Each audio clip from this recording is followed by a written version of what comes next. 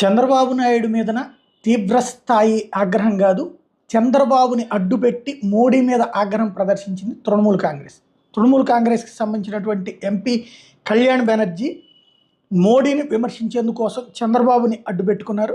చంద్రబాబు అవినీతిపరుడని తెలిసి కూడా సిగ్గు లేకుండా ఎన్డీఏలో ఎలా చేర్చుకున్నారు, బాబు అవినీతిని దేశమంతా చూసింది, అయినా అలాంటి వారితో ఎలాగ మీరు ఎలా పొత్తు పెట్టుకున్నారు అంటూ బీజేపీతో చేతులు కలపగానే చంద్రబాబు నిజాయితీపరుడు అయిపోయారా, ఈడీ సిబిఐ ఎందుకు ఆయన్ని అరెస్ట్ చేయలేదు అంటూ ప్రశ్నించుకొచ్చారు. వాస్తవంగా తృణమూల్ కాంగ్రెస్ అంటే మమతా బెనర్జీది, చంద్రబాబుకి మంచి క్లోజే. ఇదివరకటి రోజుల్లో ఈ కూటముల కథ నడిపినటువంటి సందర్భంలో చంద్రబాబుతో సన్నిహితంగా ఉండేటటువంటిదే మమతా బెనర్జీ. ఈవెన్ 2019 ఎలక్షన్స్ ముందు కూడా బాగా క్లోజ్గానే ఉండేవాడు. అయితే ఇప్పుడు చంద్రబాబు ఎన్డీఏలో చేరేటప్పటికి మోడీని ఇరకాటంలో పెట్టేందుకు చంద్రబాబుని అడ్డం పెట్టి తీవ్రస్థాయిలో విమర్శించింది తృణమూల్ కాంగ్రెస్. ఒకసారి కళ్యాణ్ బెనర్జీ